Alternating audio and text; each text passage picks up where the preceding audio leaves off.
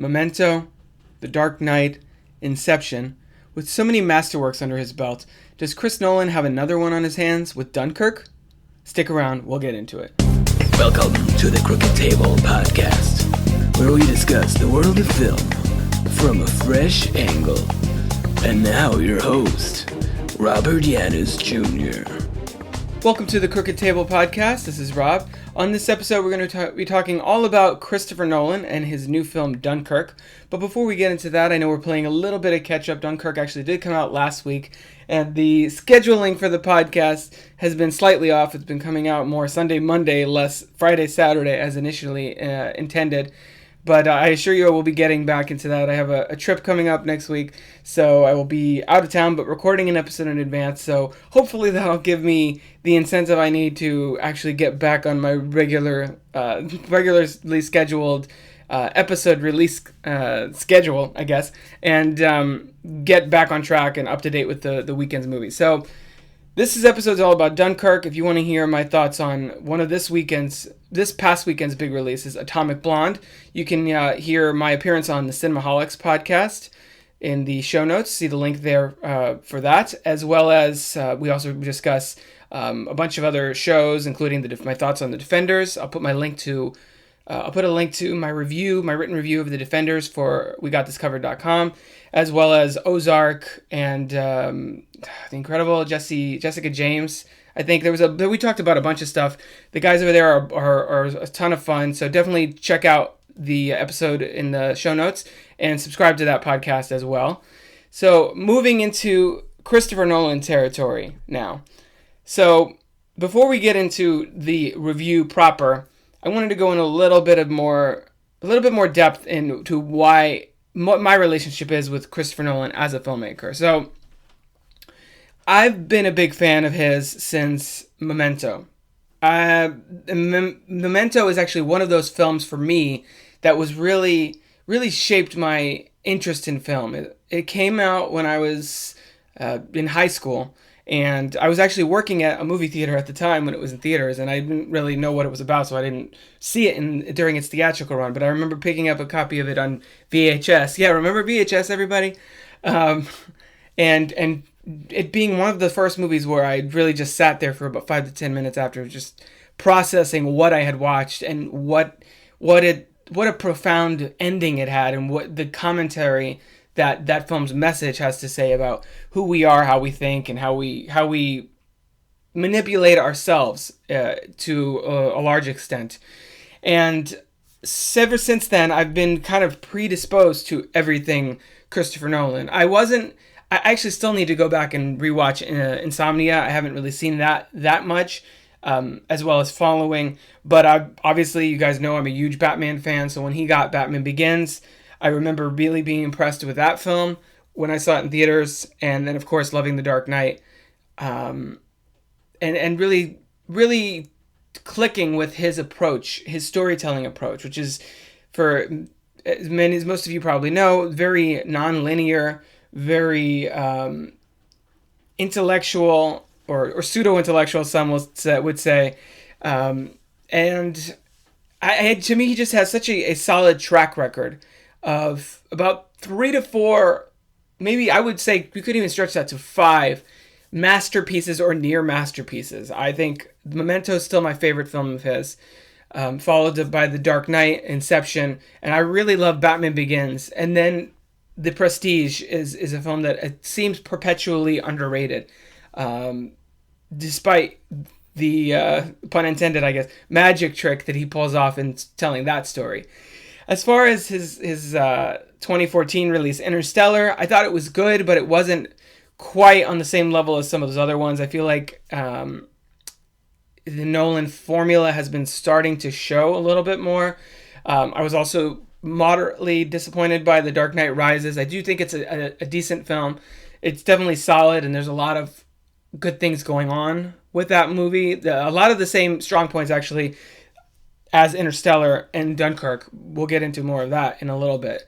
But it wasn't anything that really really impressed me in the way that Memento, The Dark Knight, Inception really has. But that being said, I still consider Christopher Nolan one of my favorite filmmakers. So I was excited to see Dunkirk, regardless of what it was about, and whether it had, what genre it was or anything. You put Christopher Nolan's name on a movie, and I'm interested in at least giving it a shot, if not necessarily being all about it.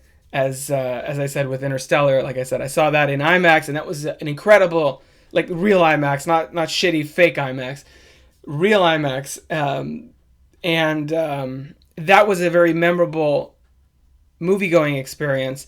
Even though the film itself, I've rewatched like maybe once since then, and it's fine. I understand a lot of the criticisms with it. I understand a lot of the arguments for it. It tries too hard to sort of be 2001: A Space Odyssey-esque, and I think Nolan's appearance in living up to filmmakers like Stanley Kubrick comes off a little strong. Sometimes it seems a lot. It doesn't seem very effortless anymore. It seems very deliberate, and that he's here's my version of that. Here's my version of that, and because of that, it doesn't feel like he's 100% following his own vision so much as chasing a legacy that he wants to leave behind. And I think Interstellar and even The Dark Knight Rises to some extent sort of that started to weigh on his films a little bit. That being said, I do think that he is a very strong filmmaker, visually and among other things. It's more of his storytelling side of things that I think can be a little tricky sometimes, depending on the material that he has at his disposal. So with that being said, I just want to give you a little bit of background on Christopher Nolan, because for me, he's up there with Quentin Tarantino, Edgar Wright, and some of these other filmmakers that anytime they come out with a movie, I'm instantly sold, because I know I'm going to get something very distinctive, even if the film itself isn't necessarily in my top 10 of that year or anything. So with that being said, let's move into our review of Dunkirk.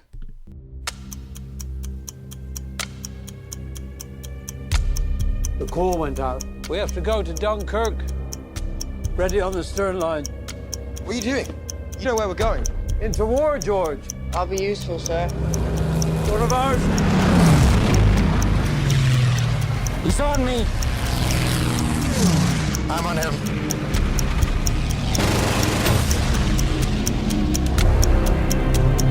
Dunkirk, of course, is the new film from writer-director Christopher Nolan.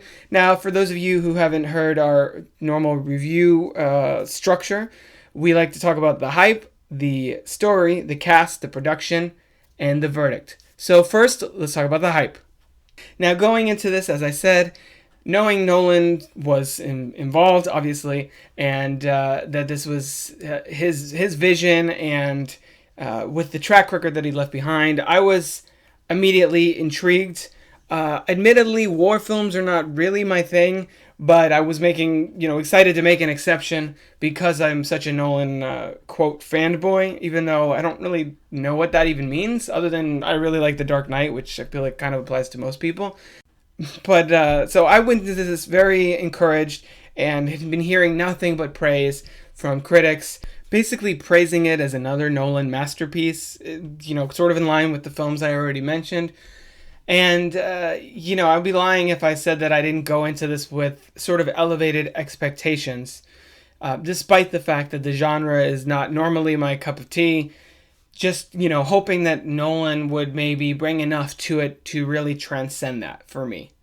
So going into the story. The story here is following a group of British and French soldiers during World War II who are trapped on a beach by the enemy, by the Germans, and kind of have nowhere to go. They're basically stranded and they need some means of escape. So we follow a trio of narratives. One is focused on the ground with a group of soldiers trying to get off the beach. One is focused in the sea, where we have Mark Rylance and his character's son and another young man who pick up a soldier along the way and are heading over there.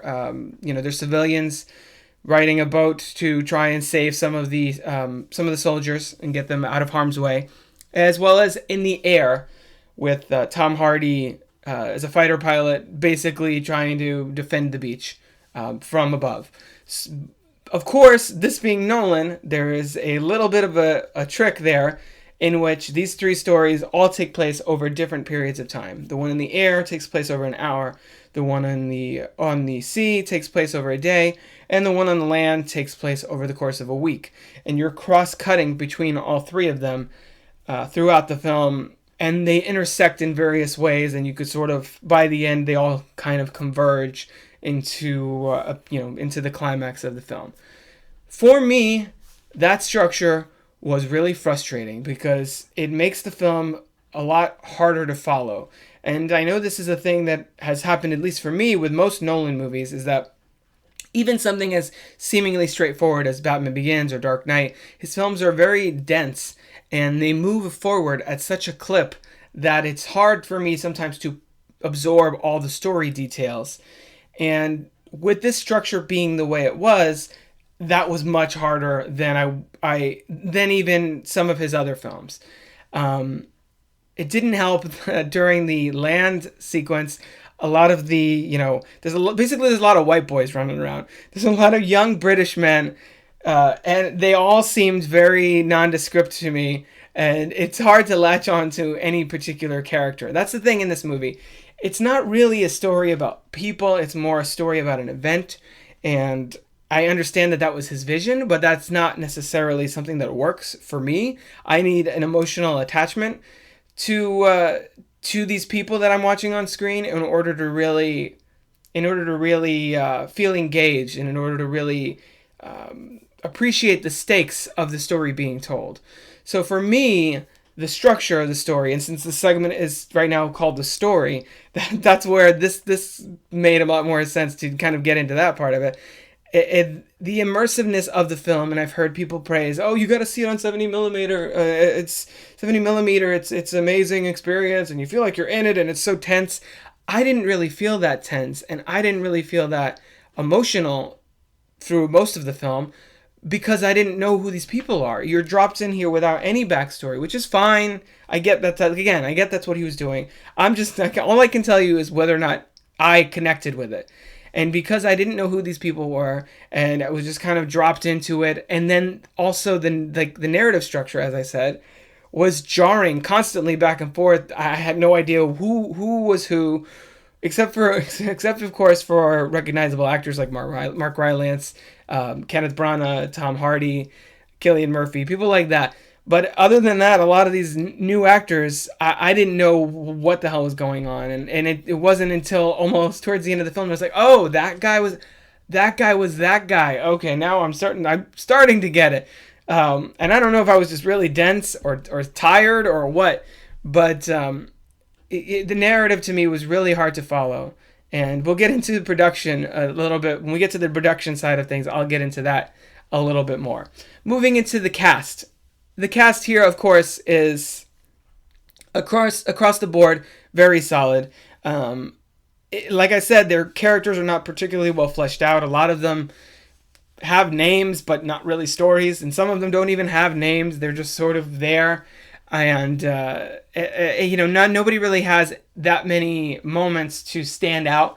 So as far as like awards consideration, I don't think there's a lot going on here. I think Mark Rylance probably has the meatiest role, the most emotional role as the captain of this ship, the civilian ship, as I mentioned, that's going out there to save the soldiers. And I think he probably gets the juiciest part in this film. Everybody else is sort of just a cog in the system, so to speak. So I was really, the acting was great, but like I said, there were no characters here that were particularly memorable to me, or that really stood out. So it was just kind of a glob of faces, basically, for most of this film. Moving into the production. Now, this is usually the section where I don't have as much to say, but I feel like I have a lot more to comment on in this section than I normally do, because this film isn't really about the cast, and this film isn't really about the story even.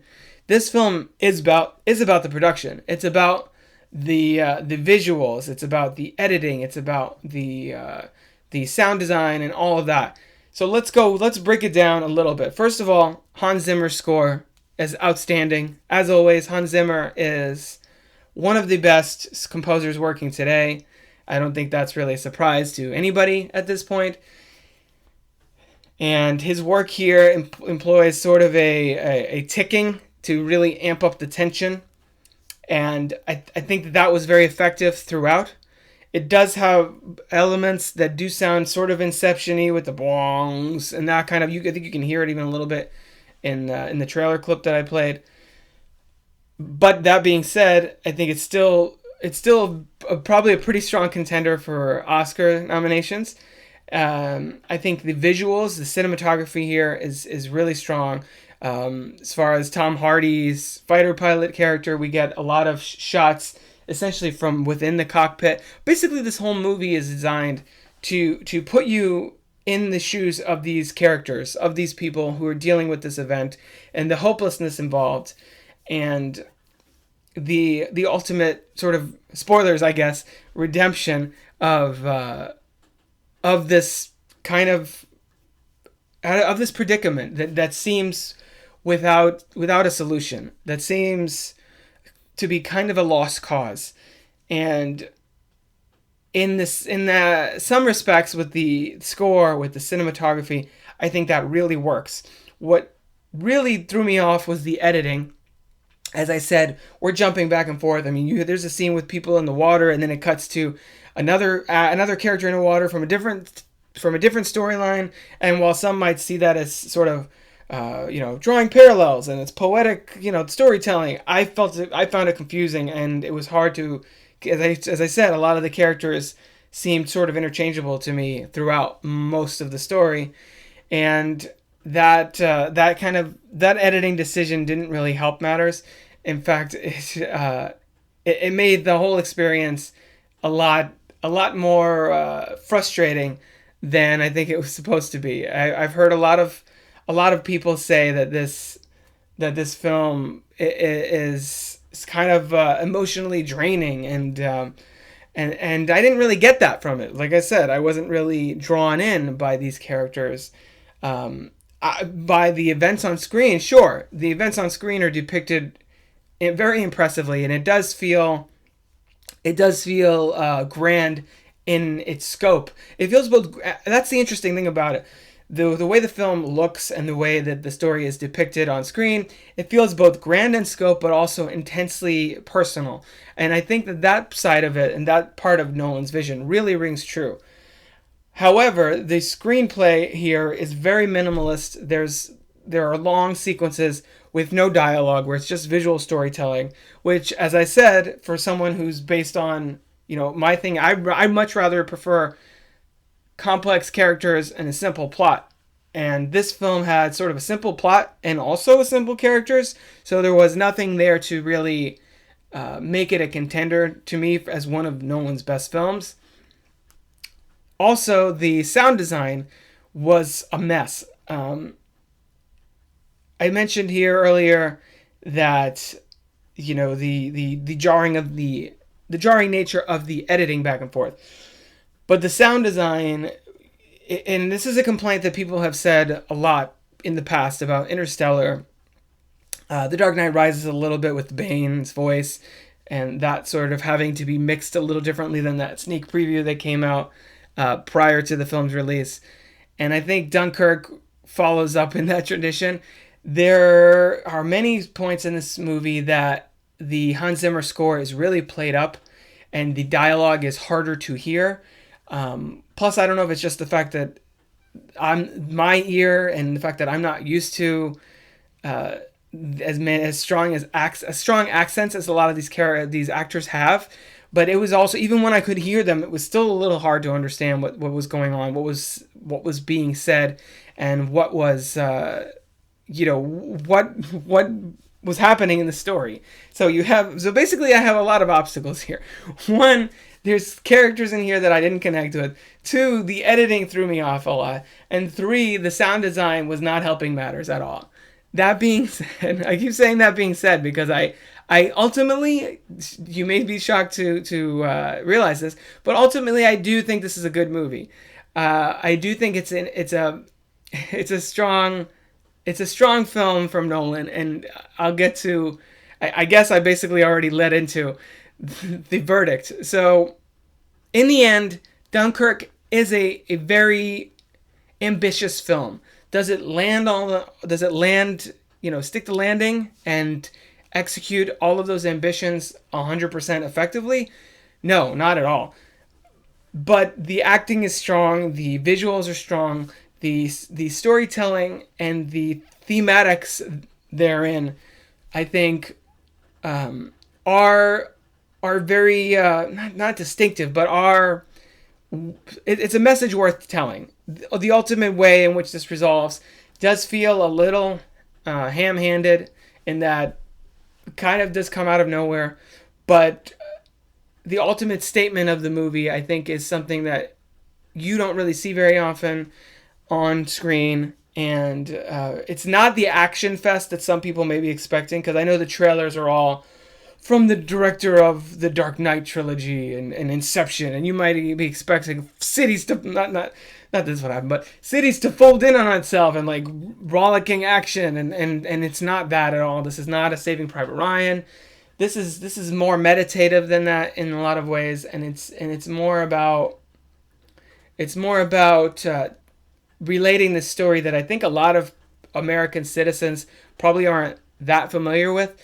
For me, I was familiar with the incident at the beach at Dunkirk only because of Atonement from 2007. There's a really strong, a really impressive sequence in there where the camera basically pans along the beach and everything, and shows you everything that's happening with the soldiers, and accompanied with Dario Marianelli's stirring score. The track is actually Elegy at Dunkirk. So I remember that film, which I do enjoy quite a bit. And so when Dunkirk was announced as his new film, I had a vague recollection of that event and its role in history. But I feel like the purpose of this film is to relay that storyline to audiences, that event, that historical event. And I don't think there's, to my knowledge, I don't know if there's ever really been a movie chronicling it. I mean, we've seen a million movies of, the beach in Normandy and all these different key battles in World War II, which is by far the most discussed and most depicted war on the big screen and elsewhere. And, kudos to Nolan for wanting to tell this story in such an innovative way. The three narrative structure, which, as I said, didn't really work 100% for me. I think you sacrificed ambition for clarity here quite a bit as far as the editing is concerned.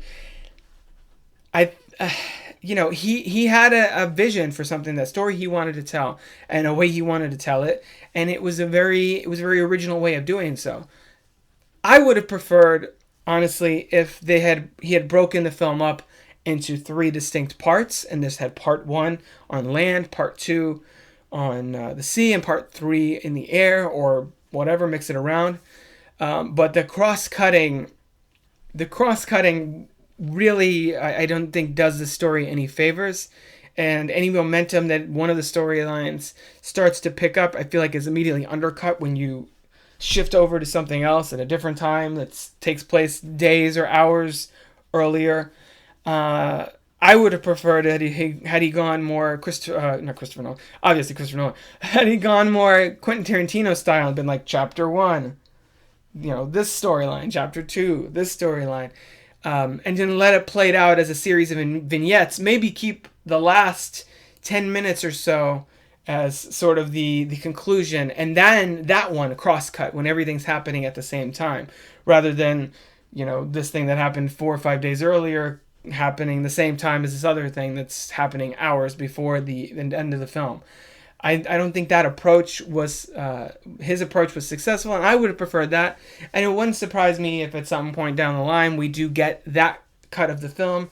I know, hardcore Nolan fans will know that on the Memento DVD, and I don't know if it's on any Blu-ray releases of Memento, but you can find an Easter egg on there where the film is edited like linearly, which I wouldn't recommend, because I think that's the entire purpose and point of that movie, is that you're put in Leonard Shelby's head and he doesn't know what the hell's going on, and neither do you. And I've heard some people say that maybe was the thinking with Dunkirk, that war is very chaotic and you never know 100% what's going on, and it's sort of it is jarring, and that was basically Nolan's point in editing the film the way that he chose to present it. So whether that's true or not, I guess that's up. We have to ask him, and whether or not that works for you is, of course, 100% subjective. But given everything that this movie does have going for it, as far as visuals, as far as narrative ambitions, narrative structure, strong performances, Hans Zimmer score, I could see this getting a lot of Oscar nominations, possibly Best Picture and Director. Me personally, I wouldn't put it for either of those. I think this is a strong contender for cinematography. I think it's a strong contender for original score, maybe production design, that kind of thing. I think it has. There's talent on screen like crazy, but picture me has to mean that it overall works, and for me, it's successful, but like barely. I would give this film actually a 3.5 out of 5, which is a positive review, but it's not nearly as rapturous as a lot of the ones that I've been seeing. This is leagues below, for me personally, Memento or Dark Knight or an Inception. Or even, I mean, if I was ranking Nolan's films, this is probably lower middle / upper bottom thirds. Just because it feels very much a mixed bag of goals, sort of contradicting each other in a way. It's like, here's these characters, we're going to tell their story, but not really. You're not going to know what the hell's going on. I'm like, oh, okay. Well, why are you doing it that way? Why don't you tell me the story and let me know what's happening? And maybe that's just because, as I said earlier, Nolan's movies require another viewing to really appreciate the storytelling or to know what's going on. But I considering that the film was mixed. It was successful, but like mixed successful for me. It's not something that I'm super eager to revisit. Like war films are not necessarily my thing. I'm more into sci-fi and superhero and psychological thrillers, which is why all of Nolan's other films, essentially, not all of them, but most of them work much better for me than Dunkirk does. But, I'd be lying if I said that there was no talent on display here, if Nolan doesn't have masterful control of the camera. My issues are more, really seem like they're more, mostly in the post-production side of things. Because even if the characters here aren't as fleshed out as I would prefer, I'm not going to call him the cinematic game changer like the Ready Player One trailer called Steven Spielberg, because that sounds just like ridiculously pretentious. But Nolan is one of the most, and I'm going to use another cliched word, one of the most visionary filmmakers working today. And I don't mean that into saying that, to blow smoke up his ass, but he has an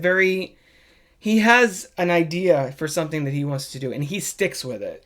You go see a lot of these major blockbusters, and they feel compromised. They feel, they feel like the director's vision is on display, but diluted by, whatever the studio wants to do, whatever the producers want to do, and you feel these conflicting interests competing for narrative dominance, basically, in films. Even in something like Wonder Woman, would Patty Jenkins have done that third act as CG heavy and stuff as it really was, had she had 100% her own creative control? Probably not. I'm betting to say that most of that film, considering she had to fight for the no man's land sequence, which is by far the best part of the entire movie, I venture to say that she would have handled that third act a little bit differently. But Warner Brothers is like, no, you need a big CG brawl with a villain that's wearing a suit of armor and all this shit. That's how we roll in Warner Brothers DC.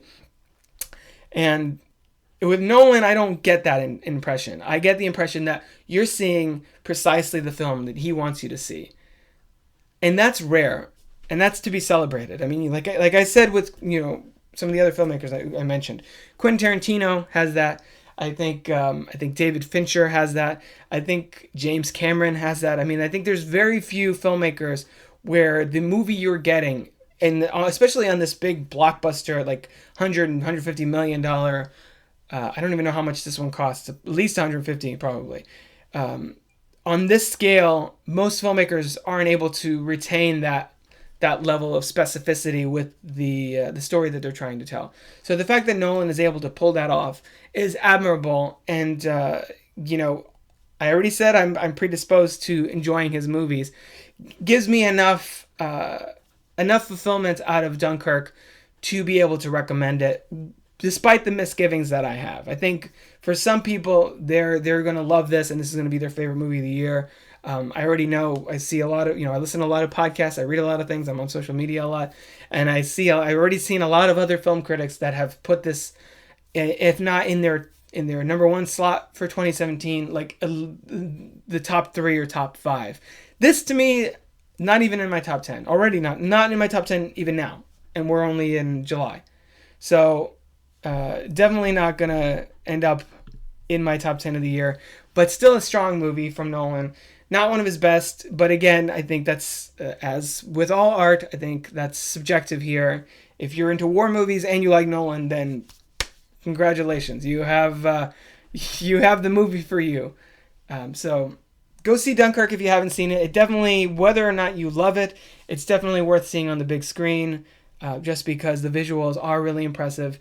And the story is, as I said, very immersive and designed to be so.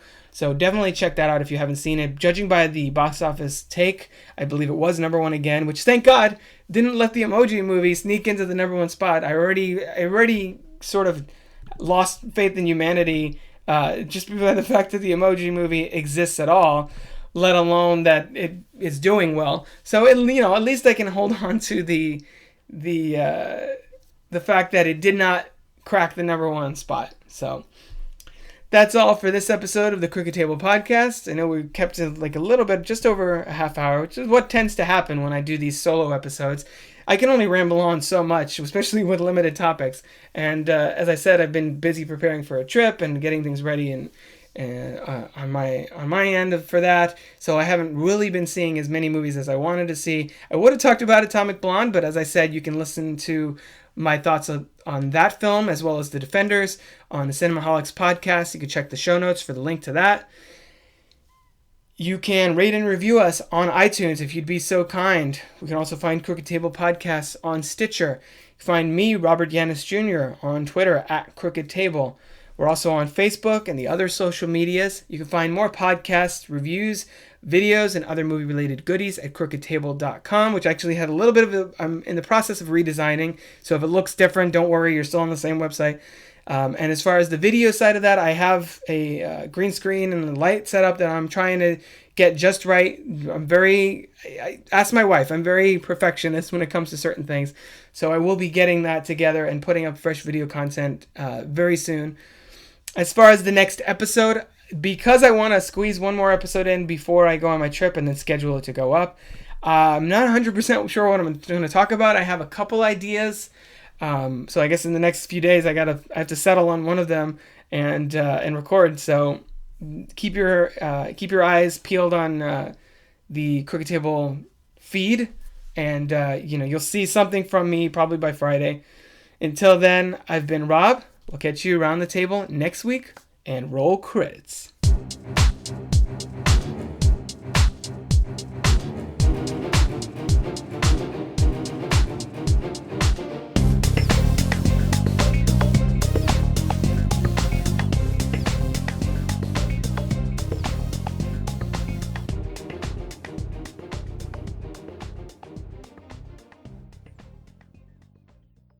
This has been a production of crookedtable.com. All rights reserved. CROOKED.